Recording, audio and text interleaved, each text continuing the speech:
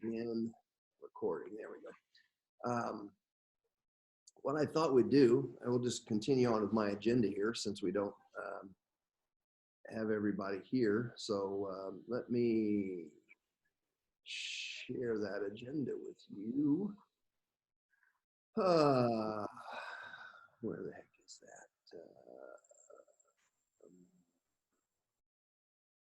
Oh, here we are. There we are.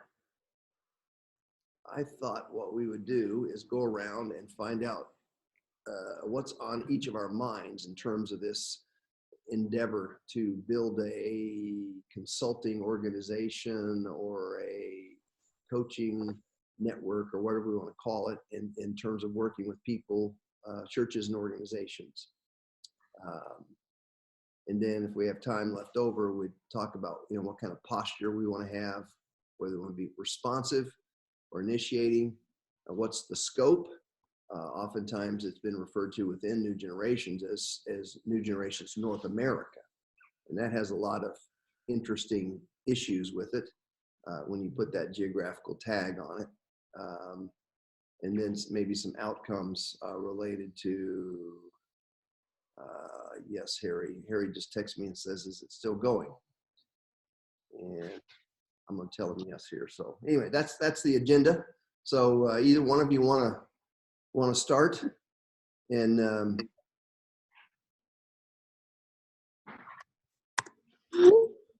go ahead, Chris, and I'll jump in after you. Hey, Roy. yes. Yeah, I'm excited to talk about this because I think we can do more together than apart. And I'll just tell you where we're at.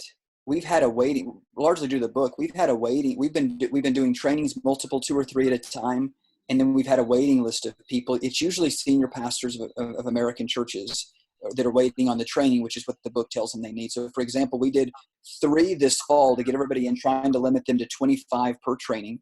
So 3 this fall, and after probably the 3rd or 4th week, we had people saying, hey, when's the next one? And so instead of starting another one, we just thought we're going to create a waiting list and wait.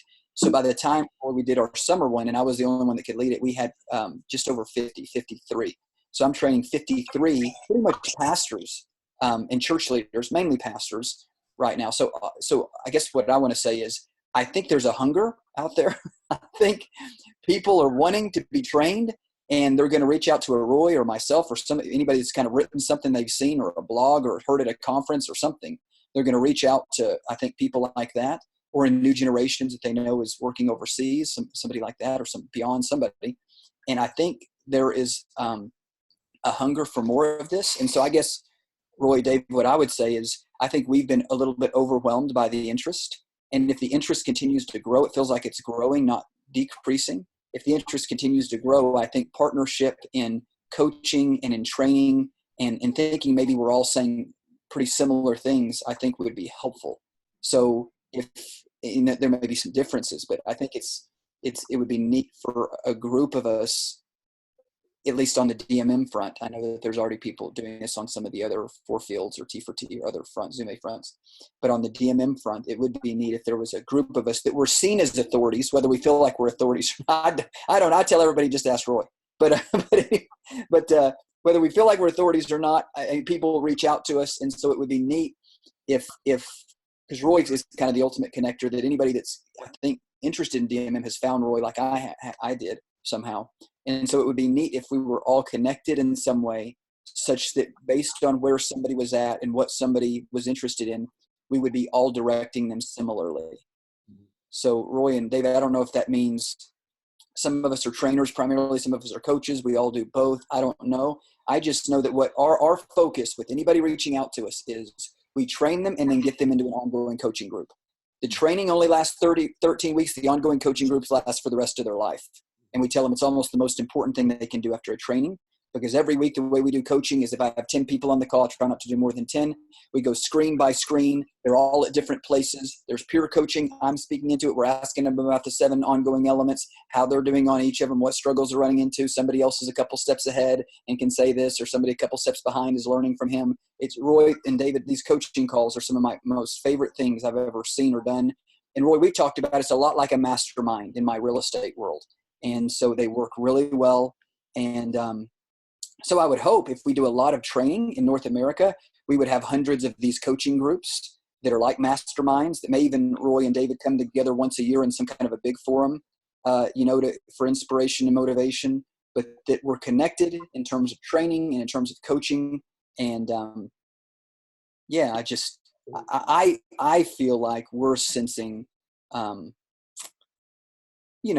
great hunger for that. So Roy, I think and help me understand this, but I think, an organization like A New Generations may be interested in at least helping to organize this. And that's kind of what we're talking about. But, we're looking for friends for sure. So, Yeah. I do think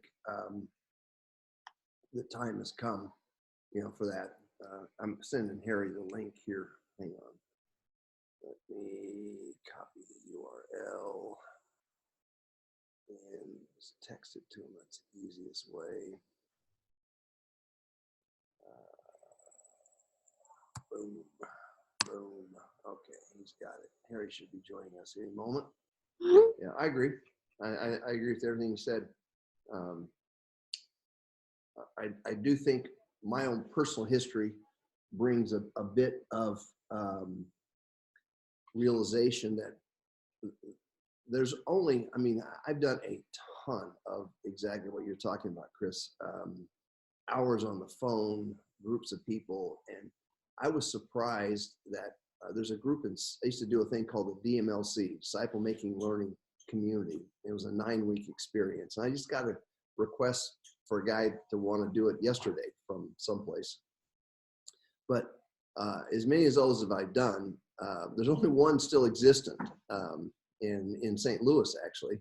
And they haven't seen a lot of fruit, but I feel like what I could not usher them into was a DMM ecosystem, so that they had places to go all the time, either face to face with other people to sort of get white hot again or be coached or whatever. There just was not this ecosystem that existed, from masterminds to boot camps to large conferences even, and stuff like that. There just wasn't an ecosystem that could keep these folks, in the game. So that's part of my interest in being a part of this, is to build that ecosystem with a lot of other people, because I think you do need new voices to say the same thing, and people hear it just a little bit differently, and it's enough to unlock some of the gridlock they have in their own minds in that regard. So Roy, can I ask a question real quick? So you're saying a lot of these folks that you took through this did not keep pursuing you, or did they not have an opportunity where they could pursue? Because you've had that DMM Sandbox even they could come to or something. Do you find that people would be fired up, they learn from Roy, and then it would just kind of fizzle? Or why were they not knocking your door down? Well, welcome, Harry. I'll unmute you here a second, Harry. Welcome, Harry. Yeah, am I muted? Yeah, no, you're unmuted now. I unmuted you. So. Oh, thank you. You don't seem I to was just confessing that I had a major stupid attack. I apologize for being late. That's okay. We're in the process of describing what's on our minds in regards to this thing, and Chris has gone and Chris, can you synopsize what you said? Well, I'm a preacher. I don't even know if that's possible. Hey, Harry. Good to see you, Chris. Yeah, brother. good to be with you. Hey, So, I was telling. Go ahead. I'm sorry. Oh no, I'm just going to say, thank you for your grace and letting me join in after the fact here. Oh no, Harry, we want you here. We'd love to have you.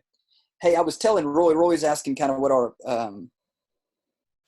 thoughts are on just kind of organizing some coaching and training and just DMM, like Roy's calling it, some kind of a DMM ecosystem for people in America that are interested in, Harry, what I was telling Roy and David, is we've had so many people reach out to us after they've heard our story, either through book form or blog or whatever, as I know Roy has had, that have been interested in training. And we have trained, Roy, I would guess, since we first started training, if I just had to guess, I would guess we've trained 200 senior pastors or more now, maybe more than that, maybe 200 to 300. I mean, tons that we don't know them. They're from, like, even right now, we've got some in San Diego, and the one we're in now, Roy, we're doing a training right now with over 50 people, which is not ideal, but we just finished 3 of them, and we had a waiting list of 50, so we just started another one. And there's only one person that could do it, which is part of the reason I think we're meeting, is we have 50 people in the group by Zoom on Wednesdays. We got people all the way from San Diego, California to Portland, Maine. And I'm just telling you guys, they're fired up, and there's a lot of interest. I think when books come out, like from the new generation guys or Roy, or we put a book out or whatever, David's sure going to put a book out. Maybe. Come on, David, you need a book. And they happen to find you. I guess books do that, or, blogs or something. And so people are interested and they're hungry. And Harry, I was just telling these guys that what we've been doing is training everybody that reaches out, and then plugging, because the training's about 12 to 13 weeks, and then plugging them into what we call an ongoing coaching group, for forever, really, so that we can stay connected to them. We have like 3 masterminds, AKA coaching groups that meet weekly now with folks that, we're at all kind of different stages of pursuing movement, but that are interested in kind of being a part of the network. And so I was just telling these guys, it's helpful, I think, for us to talk about working together, just because I think any one of us could get overwhelmed with interest depending on who has the latest book out or who's saying something everybody's listening to, and 1,000 people come after them. But yet we run with a group of folks that can help us, where we're all kind of saying the same thing, and coaching, saying the same thing, and introducing them to the same resources.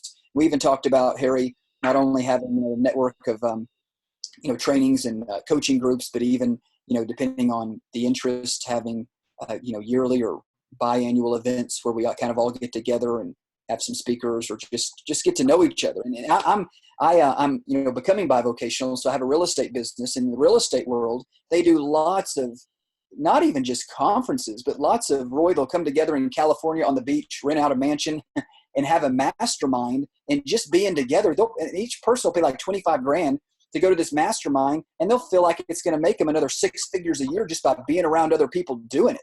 And obviously we care about things different than that, but it's still just the principle of getting together. When I'm with Roy or David or Harry, you, anybody, I just feel like I walk away with so much. And so there could be something we could provide for folks that are interested in this coming together, on some kind of a, semi-regular basis. So we have a lot of interest. People, not really even in Lubbock, but like more so outside of Lubbock, are interested kind of in what we're doing, since it seemed that people think we what does Roy call me? We're the people with the hair on fire running around or whatever. So I think they're kind of wanting to know about that.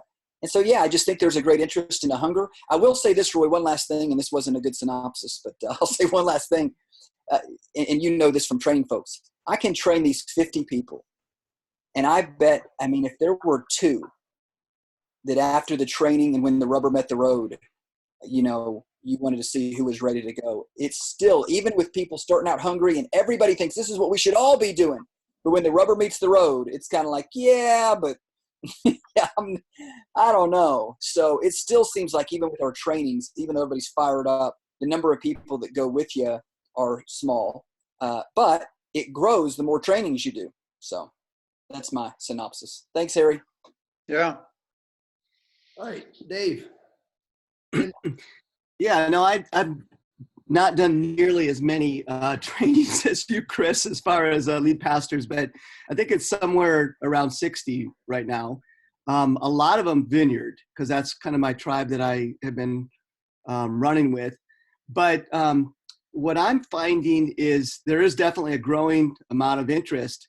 It seems like the pastors want to understand the vision, but I'm still finding that a lot of them are like, okay, I don't know how I'm going to do this, but they are willing to maybe set aside people within their congregation that can run with it.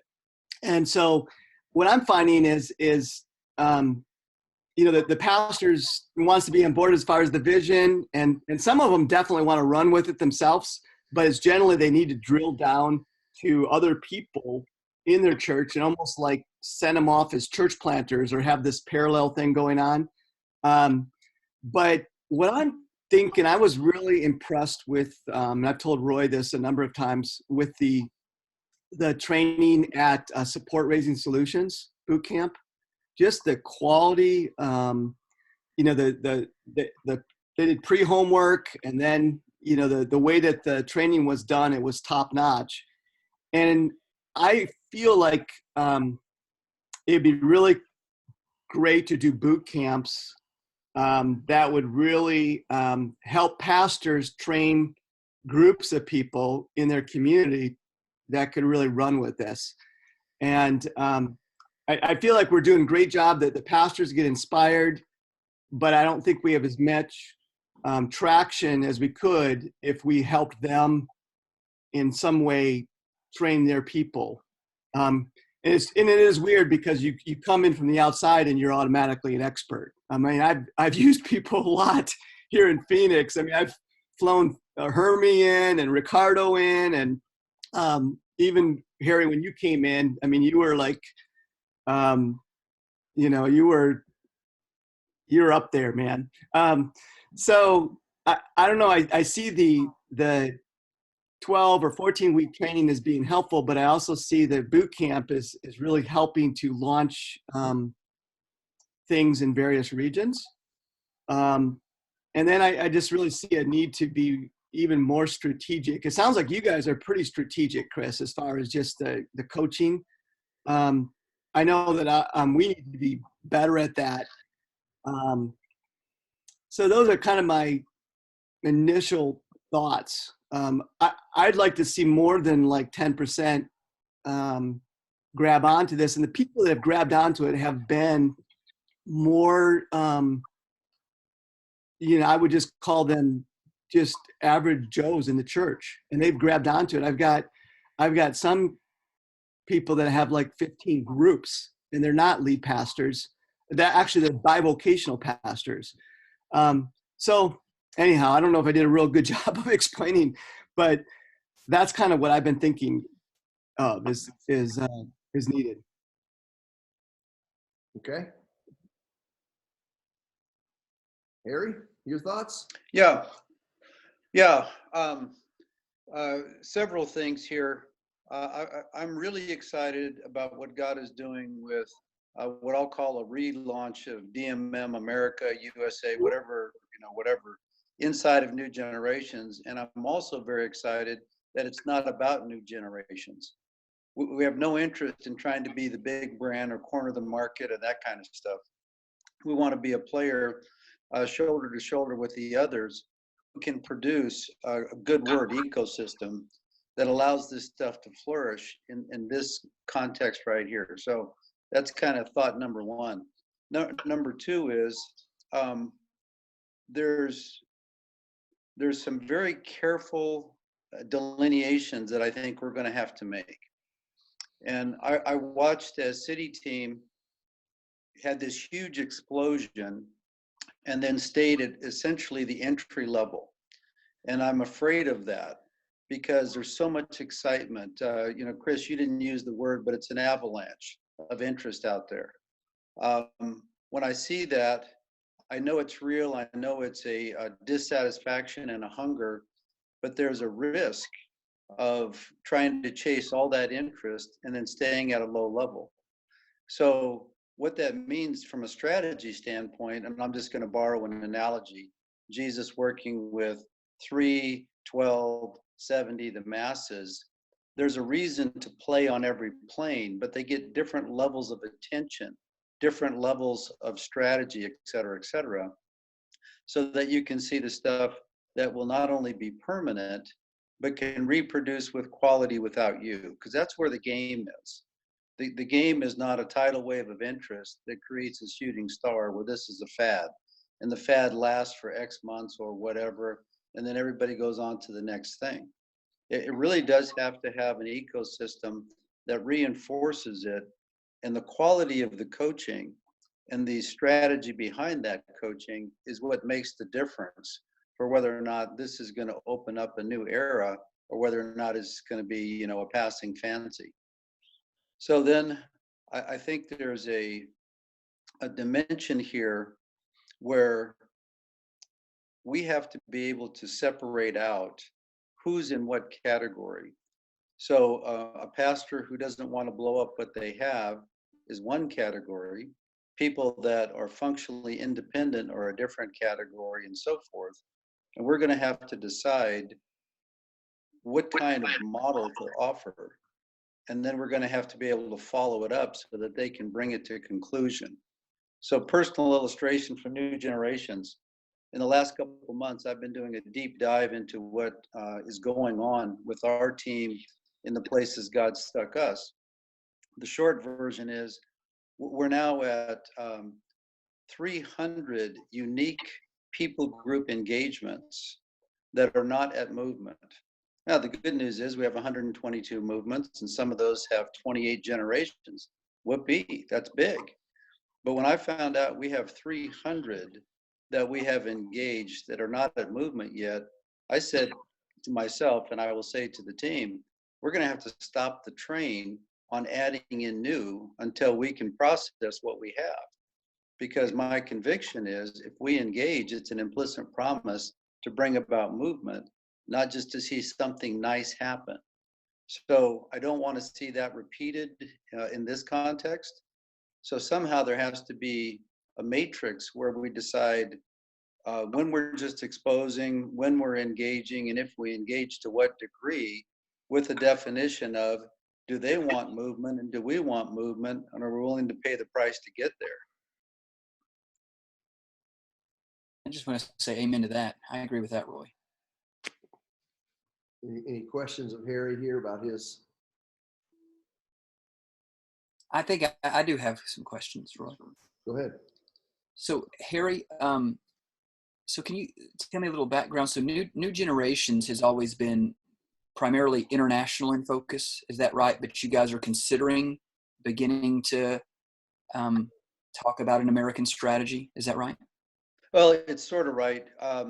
New Generations, formerly City Team International, was always international, but God blessed it to the point where City Team, the organization, said we need the same dynamic in the USA. They started what they called DMM Americas, and it began to have lots of traction in certain markets, meaning recent immigrant arrivals, lower socioeconomic, et cetera. It did not break in well to mainstream America, middle class Joe and Sally Smith. With that was a separate department. It was running parallel to ours. At one point they said, let's merge them together. Then they pulled them back apart. Then comes a transition of what used to be City Team International, now New Generation, separating the organization. They said, take DMM Americas with you. No philosophical gap, but a huge financial gap. At the point, there was like $800,000 to $1 million of unfunded liability. I had to say no, because it would sink the ship. So Right. DMM America's inside of City Team faded to a very low level. Roll the tape forward 2-3 years. Last February, our team just said, we feel like God is leading us back to America, so we're gearing up again. And inside of New Generations, we tapped Roy to be the champion. Got it. And so what, Harry, in your mind, you know, having an American focus again, what all does that involve? So any place that we would engage and call it a region, we need to have the kind of exposure, the kind of coaching, the kind of training that allows us to help others learn how to do movements, sustain them, and reproduce that same impact with others. As an example, last year, a year ago, we said, if churches are willing to partner with us long-term overseas, we're willing to partner with them here at home. 2 criteria. If we give it to you, you got to do it, not just talk it to death. And secondly, you have to be willing to give it away. That second piece is operative because most churches intuitively say this is a truth growth strategy. Everything needs to route back to us. The problem with that is The Great Commission requires getting to every segment, and not all segments are comfortable with your expression of church. Right. Therefore, you have to be willing to release it in a way that it can reproduce in new networks that are dissimilar to you. So if a church was willing to do both A and B, we said we'd be willing to partner with them. Same kind of dynamic is going to happen if we engage with a church here and they only want it to be a church growth strategy. That may be something that we entertain, but it's something different than a DMM strategy. And Harry, what if it wasn't a church in North America that wanted to engage? What if it was a band of individuals in a church that were more hungry for this than their church was? Yeah, and that's what I was alluding to in my synopsis, is that there's going to be institutions and there's going to be individuals. I think the individuals are in a different category, and I think there could be organizations, ministries that are not churches, that are not individuals. That's another category. I think we need a strategy for all of them, because in an ecosystem with the diversity, complexity that we're facing here, you have to have all of those facets, but they require different strategies. Right. I'm curious, Roy and Harry, again, I'm sorry, Dave, you may have questions too. Have we, Harry, I guess in your work, have you seen a traditional church in Africa and wherever you guys are working, traditional church, traditional pastors, traditional everything, somehow, I guess, partner with you guys in movement work in that area? And then you partnered with them to help their church. I'm sure they saw it maybe initially as church growth, and somehow they embraced it. And yet the church is still how it was before. Or I guess what I'm asking is what we would be attempting in America unheard of? Or are there places around the world where you guys have interacted like you're thinking you will interact in America with churches like churches in America, and it accomplished something? Yeah, currently in round numbers, we have 700 indigenous partnerships, which is a mix of organizations, churches, denominations, associations, etc., all of whom we've now trained and coached to get reproductive results. And they run a spectrum. Some of them are effectively still increasing their denominational footprint. Mm-hmm. Some of them have made the transition and said, this is about the kingdom, and we're willing to release it and watch it leave us, but we're going to coach it to make sure when it leaves us, it can do so with quality. Some of them have a foot in two worlds, whatever. When you're talking 700, you're going to cover the spectrum. But the basic answer is yes, where I think it's fair to say that in all those cases, they were not getting reproductive results, and now they are to some level. So for me, that portends what can happen here, but it stratifies. And that's why I was using the, work with 3, work with 12, 70, the masses, because my view is you put different level of investment where you expect different level of return. So you don't box out people because they don't fit a narrow criteria, but you also don't go all in on the stuff that's going to give you 2%. You go all in on the stuff that's going to give you 35% in investment kind of terms. Mm-hmm. Thanks, Harry. I appreciate it. Shadonke Johnson, basically everything that's happening in the Anglophone West Africa through that is a denomination, New Harvest Mission. In some ways, to a lesser degree, but Isla Tasi started the Evangelical Church of Kenya. And converted that entire denomination to a DMM strategy. So much of what happens out of that, you don't hear it, but for instance, when they change their denominational structure, they've just changed the general secretary. A guy named Ambrose Omondi has become the general secretary, and so I heard them joke, just amongst us that Ambrose is now the general secretary of the denomination, but you never see it or feel it or anything of that sort. But they did convert all 60 of the churches in that denomination to a DMM strategy. So Roy, that's a good illustration. I'm sorry. Go ahead. In the Shadake illustration, there is a definite new harvest kind of denominational expansion. But Shadake tells me outside of the markets where they were known, they're planting something entirely different, which would be generic DMM, standalone, not tied to us. Now that's, third hand to me. It comes from somebody else, not my observation. Let's assume it's true.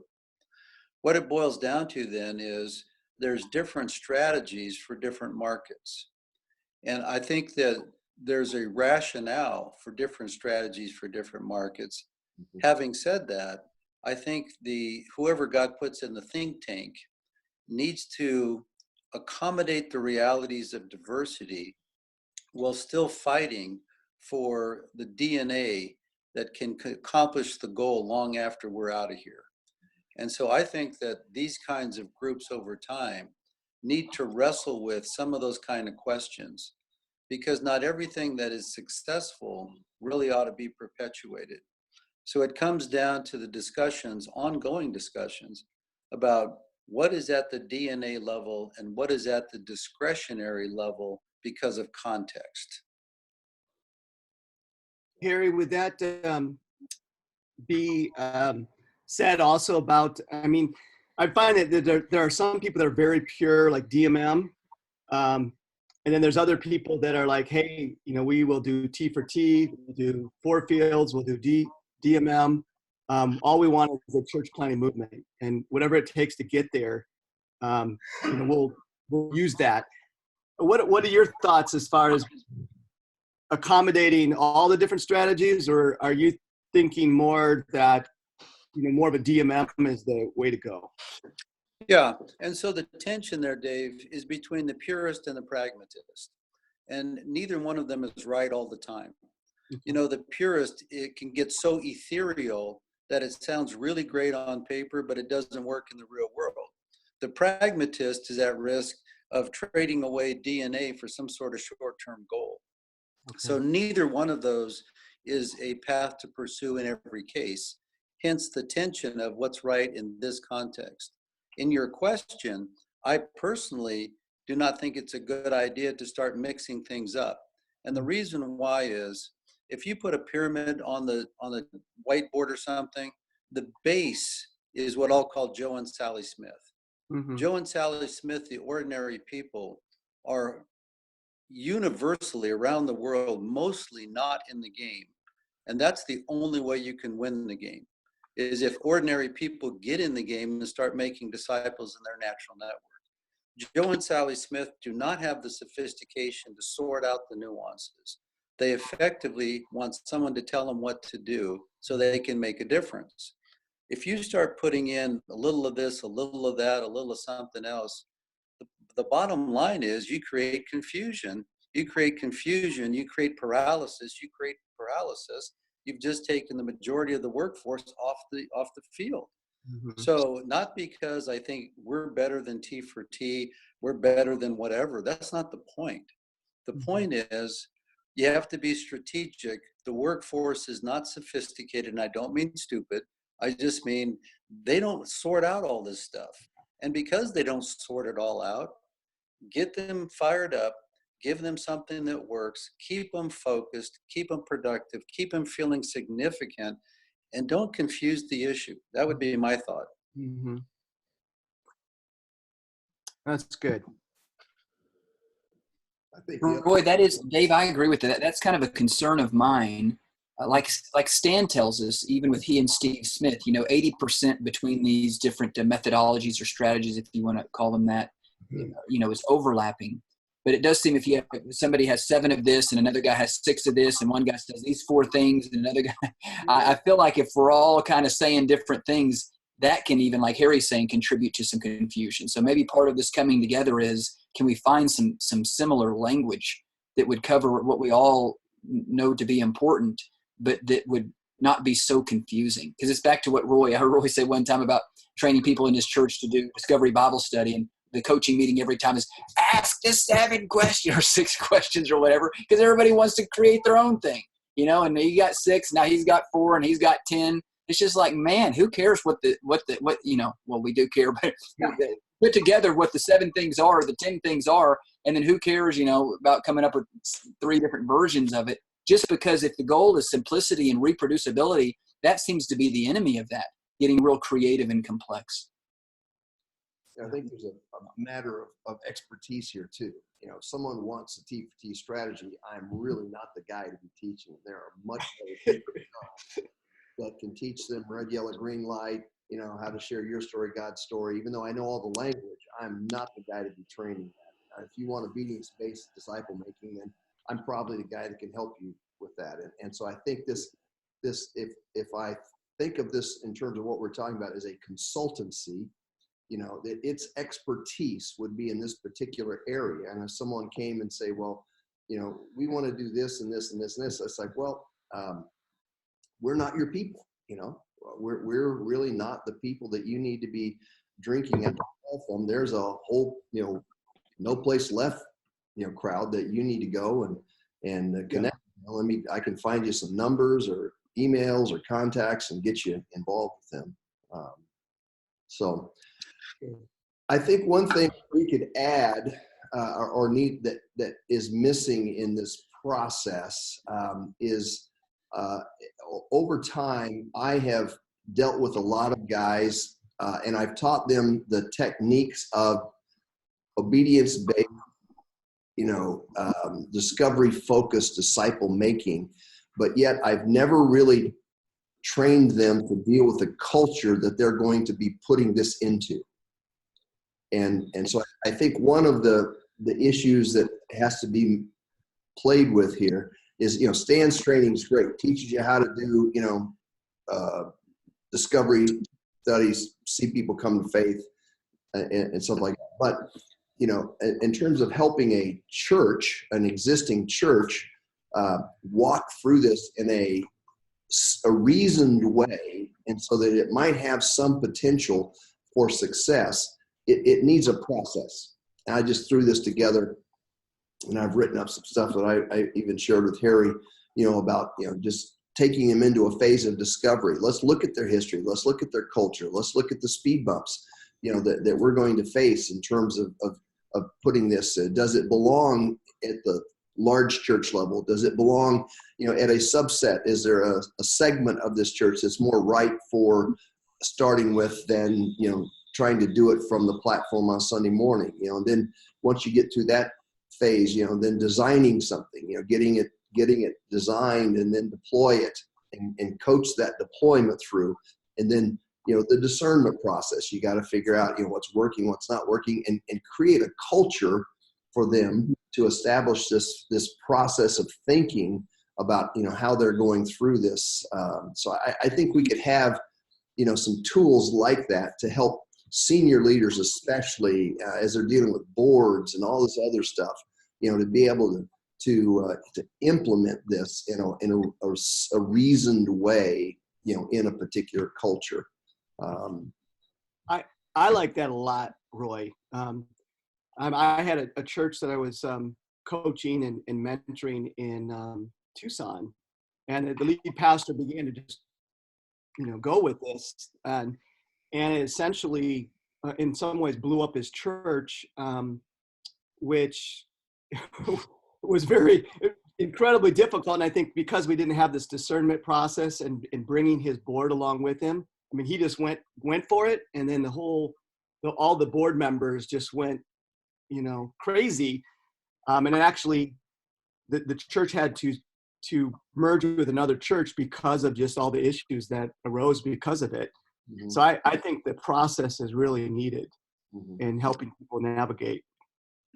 Roy, I'll say the amen and just give an example in how I walk with people in a discovery process at the leadership level. And I use 7 questions to do it. The questions, not that I'm saying we have to use these 7, it's an illustration. You sit down and it's a process of discovery. What is your purpose? What's the reason you exist? How do you define success? How would you measure success? How successful are you by your own standard? Are you satisfied? If not, what has to change? And then finally, what are the barriers to that change so that you can see the success you desire? The point is, none of that is judgmental. It's all investigatory, where they get to provide the insight that says, here's the issue, so we can align with what we think God wants us to do in a way that's more effective. That's really good. So as I think about this and thinking forward to Kansas City, and we've kind of shared what's on our mind here. And I don't anticipate to make this decision here, but just one of the thoughts I'd like to throw up is that we have to determine, what kind of posture are we going to have in this endeavor? Is it one that's responsive? We're taking the inputs that are coming to us and we're responding to them, or is it more of an initiating posture where we say, and this was a part of what was bubbling up and Harry talked about it at City Team, is the idea of looking at the 50 cities in the U.S. that comprise 50% or more of the U.S. population, and then going out and establishing connections and training and teams in each of those 50 cities, hoping that would get you to the largest population the fastest. So that posture, I think, is going to have to be dealt with in terms of, how do we do this? Are we going to be more aggressive at going out, or just responsive to what's coming at us? And maybe, if there is an avalanche of interest, we may not have that choice. It may be that we just are responsive simply by the historical moment we're in. So I think that question sits out in front of us to have to grapple with. That's what I was going to say, really. It's just, it may depend on the season, and the personnel that we have that would be doing the training or the coaching. That may be that may be somewhat of a determinative factor for us. I will say this, one thing we're taught in our training is to cast vision and train believers. That's something, those are two practices that are supposed to characterize these DMM churches that we're forming. And so, Roy, at least in my mind, I'm always thinking of who can I cast vision to be a part of this. But maybe I can do more of that in seasons where there's less people pursuing me than in seasons where there's more people pursuing me. Yeah, fuller discussion later, but need is infinite. There's always an avalanche of something. I view these things in terms of what would I put into a venture capital proposal. That's both an illustration, but it's also a practical reality. We need to capitalize whatever we're going to do together, whatever the elements are. Mm-hmm. So I'm thinking, if I sit across from a venture capital person who has very laser focused on what they want to hear in terms of what are you intending to do, how are you going to do it, what are the results, what are the time frame, and what is the money? And they don't have any ethereal kind of whatever. It's all very much, here's what's going to happen. That kind of a mindset is, I think, healthy for us to bring into, even if it's in phases. What is this season, this phase, second phase, third phase, whatever. But to bring it down into the kind of focus that says, with the players we have, with the resources we have, et cetera, we're going to see thus and such and whatever happen in the next period of time. And by God's grace, we're going to make it so. Well, I think it necessitates a lot of things. For instance, the idea of the training that you talked about, Dave, having a kind of training that was both compelling and reproducible, so that we can bring more and more people into the mix to be able to be coaches and mentors, and we're not restricted to just a small group of experts that exist. Mm-hmm. And so part of that's going to have to be, really digging in and creating some some types of learning adventures that are different, I think, than we have existent right now. And that's where that SRS model may come in. I don't know if you guys have any thoughts. I'm going to move to the scope here. I just was, I think it's helpful, obviously, to train churches, but I also see the need to really help develop networks within particular cities and regions so that there is a kind of a critical mass and there's synergy happening, and they're able to like really work and support each other for a kingdom movement in their particular area. So they're not just like isolated, but it's a larger group. And that's kind of where I see maybe a boot camp training or something that kind of gets a larger group of people moving. I know you guys. Yeah, Roy, this will be a bigger discussion in KC. So just at the headline level, I think that we have to guard carefully the idea of going slow now to go fast later, which works itself out in deepening things so that there is sufficient expertise and maturity invested in many, so that you can see over time that there's a groundswell of people that can handle the training and the need to deal with the avalanche effectively, instead of trying to do it pragmatically, which winds up, at least at the risk level, of being an inch deep and a mile wide. I agree. Roy, and I would say one more thing too, to Harry's point, that I don't know if he was making this point, but I agree with some of what he was saying about the initiating piece and thinking about the cities and that kind of thing. Is I've heard in movements, and again, I am not a movement expert, so I would defer to you guys, but I've heard you train everybody because you don't know who the catalysts are going to be. So that almost makes me think responsive makes some sense. But if you did have some indications, like Dave's saying with networks or whoever, of who might be great candidates for training, it does seem like you might want to pursue them, whether they're pursuing you or not. Because to the avalanche perspective, what if you've got an avalanche, but it's the people that just go from one idea to the next all the time? Well, I don't know if you could determine it. Those people won't be the ones that receive it. But I hear what you guys are saying about, I don't know if it's always good just to let the need determine what you do if you know certain spheres where you can be more effective. Roy, Harry, what I don't know that I fully understand yet is it does seem like I hear guys say all the time, you really don't know who the guys are going to be, so it would be difficult to initiate. I don't know if that's an overstatement or not, but I do get that if you could have there are some things about some people that make them great candidates for training. It does seem like we would take an initiative kind of approach with them. Yeah, there's a lot of things in that ecosystem that we've discussed that could be initiatory type things, like to do a boot camp, for instance, a 2.5-day boot camp, the experience you have, and start placing it, one in the Northeast, one in the upper Midwest, in some places where you're trying to attract and stimulate some movement, so you got some of those experiences that really work, and you start publicizing those in those places, and you see if you can stimulate some growth in areas that you feel like maybe are dead, that we don't have. And I think that's the initiating thing that's going to come to play, and that's going to be a resource issue, and do we have the resources to do it? And Roy, would that come from the responsive approach? You have this big funnel, and then you pick the ones from that funnel that go more to the boot camp rather than anybody can come, or something like that. I don't know if that's what you're saying, more like a second step or something. You provide hoops for them to jump through. Yeah. They show more activity. Obviously, you're going to give them more time and attention.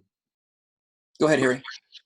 Yeah, Chris, I've got a lot of thoughts that I'll just call shaping comments in a, even exchange, not a here's what's right and what's wrong, but I'll save them for KC so Roy can get on here. Okay. Just another question I think that is going to have to be raised is the scope of this. When the New Generations team was talking about it, they were working off of the city team paradigm, which was DMM of the Americas. And so I think the language North America came out of that, cutting out South America, and Mexico and keeping it to Canada and the US. I'm wondering if, and this is not to be decided here, but just a thought. I'm wondering if we need to put a little thought into the scope because, for instance, I've got a church in France who is attempting to get me to come and spend the summer there so they could be trained in DMM. Are we going to be, are there, because obviously all of Europe, and has the same issues in terms of their ecclesiological structures as we do, here in the U.S. Are we responsive to that arena as well? So what's the scope of this? I think is going to be a question that we have to begin to ask. I don't know if it deserves a lot of time up front necessarily, but I do think it has to be in our minds.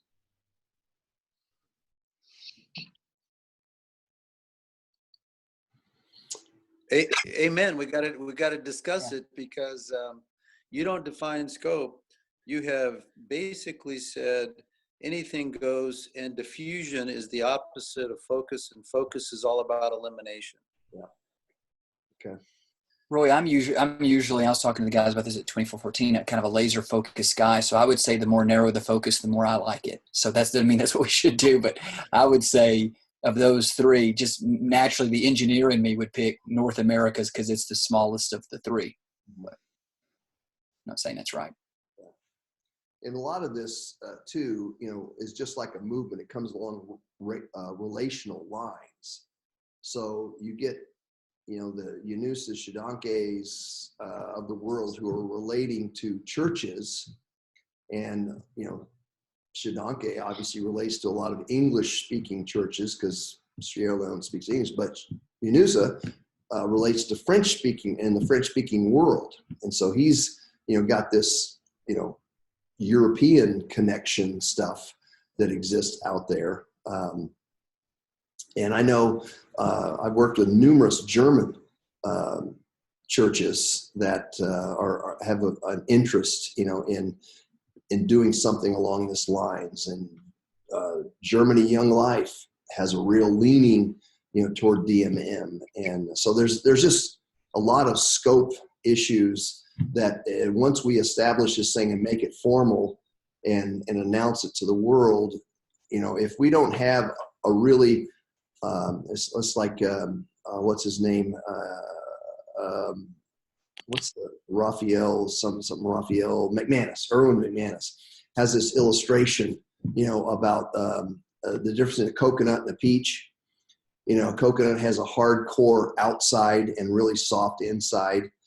And so it's hard toward everybody it touches, but a peach rather has a hard core, but it's soft on the outside. And so his idea is that as a person, as an organization, you need to be hard on the inside. That is, you need to know exactly who you are and what you're called to do and stuff. And then that way you can be soft on the outside. You don't have to be abrasive to people. You can treat them and help them understand that we just don't do that. That's just not a part of who we are.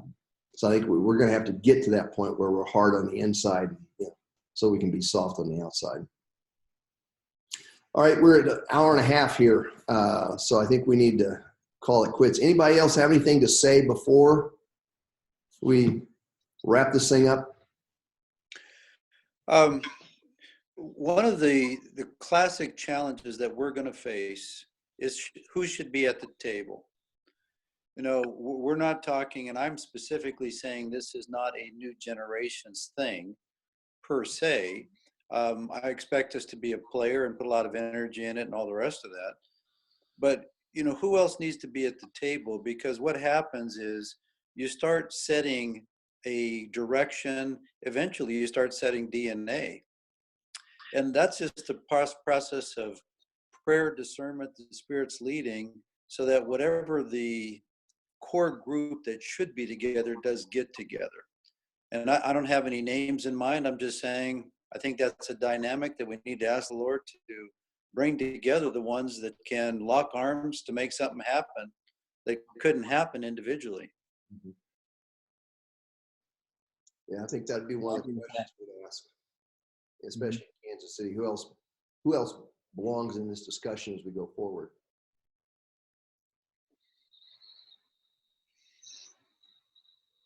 Because I guess so far, Roy, we only have one organization, New Generations, represented in several churches, mine and yours and Dave. Is that what it is so far? Some churches in the New Generations. They would represent the vineyard as well. Okay. And we got Dave Heidenreich is a part of this. Somehow he has not joined us this morning. But I think Dave's going to play a role, especially since a lot of these larger churches that are wanting to do DMM are really interested in reaching ethnic populations, and specifically in Muslims. And so I think he's going to play a key role at being a specialist in that piece of it. So I'm just curious, is there anybody that's on the radar that is Hispanic?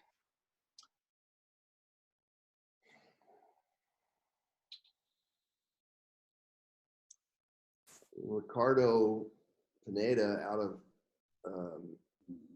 but Ricardo's just not a strategic guy. He would be a conversation. Yeah. That and an African American are our two key prime prayer points in Kansas City for Disciple KC is finding that ethnic. Mm-hmm. And I wonder if this will become more apparent to us once we determine who our spheres are that we're going to be talking to, whether it's pastors or networks or who, like Harry was saying earlier. Once we kind of determine who all are we talking to and aiming to help, might determine who all we would want around the table because of their influence in those circles, maybe. Mm-hmm. I guess one thing too, I'm hoping that comes out of the time in Kansas City is we really discern what the best approach is. And I know that there may be multiple approaches, but it just seems like, we're using approaches, but are we being the most strategic with those approaches? Explain that a little bit. What? Well, just the way that we train people, the way that we coach people, the way that we boot camps handle the pipeline, as far as where people are at in different places. I just want to make sure that we're using the best approach for whatever given area that we feel like, whatever sphere that we're reaching. And there's a dimension here too where I think that we need a roadmap that has way stations and destination. So you have an exposure event, and that's a front-end filter. People can come, they like it, they don't like it. But in that front-end filter, you say, this is where it's going as far as what we're willing to offer to you, so that it's not perspectives. You don't show up, you don't get energized about, the things of the kingdom and whatever, and then it just falls off the cliff. There's a defined destination and a path to get there, which starts to ask the question of them, do you want to walk this journey and pay the price to do it in terms of commitment, trade-offs, time, et cetera, et cetera. Mm-hmm. Yeah. That's good. So we're planning on gathering August 11th and having dinner together that evening. So in Kansas City, send me your flight information, or if you're driving in, I send you my address. You all stay at my house. Nice, have a brand new bathroom downstairs by then. New sewer system. Cost me $20,000. Oh.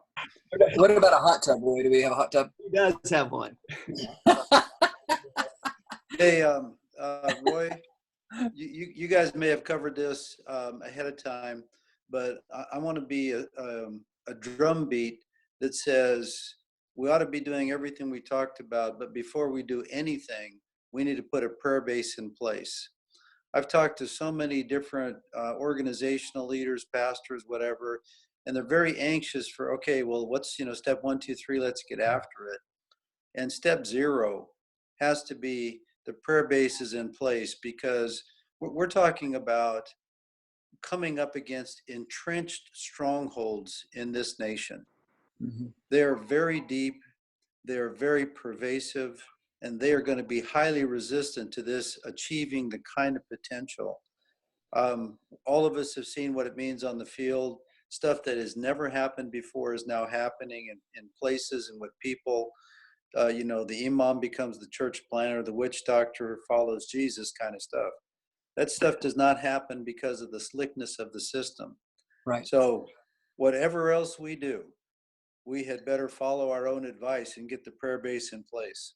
Amen. That's good. Well, we already have the IHOP folks praying for us in Kansas City. So All right. they're doing a Thursday night DMM prayer, special prayer emphasis. Wow. Great. Dallin, the disciple KC, you know her, Harry, and they're definitely starting to cover us with prayer. So, Dave, you want to pray us out of here? Sure. And we'll gather again on August 11th here in Kansas City. All right. Well, Lord, we just thank you, God, that you have a kingdom plan, Lord, and that you use us, Lord. And I just pray that you just continue to spur us on, Lord, as we begin to think and plan and just hear your voice, God, with regards to North America. And I just I thank you, Lord, for what you're doing, and that we can be a part of it, God. And I just ask for your blessing, Lord, on each of us, God. In Jesus' name, amen. All right. Thanks. Harry, Dave, good to see you. Hey, looking forward to meeting you face to face. Yeah. See you guys.